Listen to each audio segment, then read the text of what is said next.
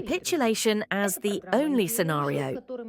The Russian talk show 60 Minutes with Skabeeva from August 21st continues to shape the picture of the world in Putin's style. The main narrative is that Ukraine must agree to capitulation, while Europe demonstrates chaos and unpreparedness to provide real support to Kyiv.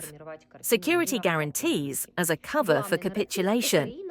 The hosts and guests of the show claim that the West is ready to offer Ukraine only phantom security guarantees in exchange for giving up essentially lost territories.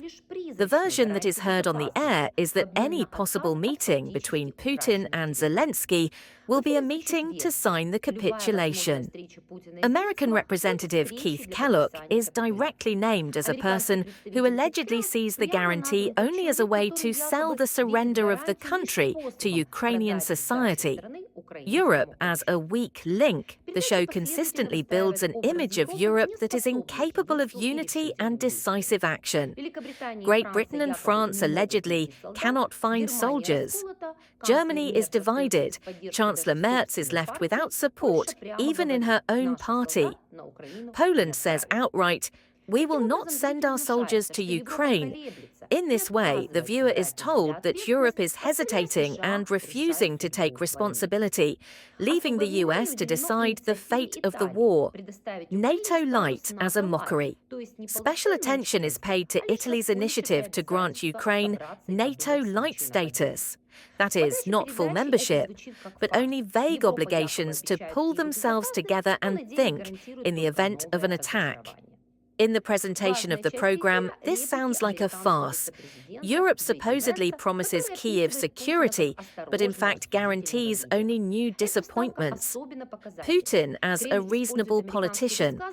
An important part of the broadcast is the remarks of American Vice President J.D. Vance, who describes Putin as a cautious, reasonable leader. This insert is particularly revealing. The Kremlin uses American statements to legitimize Putin as the voice of reason, in contrast to the chaotic and weak Europeans. Italian Prime Minister Giorgia Meloni is proposing a kind of NATO life status for Ukraine, which does not imply immediate military assistance and does not imply the use of Article 5. This is a fundamental point. Against this background, US Vice President J.D. Vance revealed the details of Trump's night call to Putin. He called the Russian president reasonable, cautious, a politician who cares exclusively about the interests of his country. Watch our report. Our president wants the killings to stop. This brutal war takes thousands of human lives every week, and he wants to end it as quickly as possible. The White Don says that further public discussion of stopping the war is not in America's interests, and the conversation should be held behind the scenes without unnecessary propaganda noise. US Vice President J.D. Vance told how Trump decided to call Putin at night.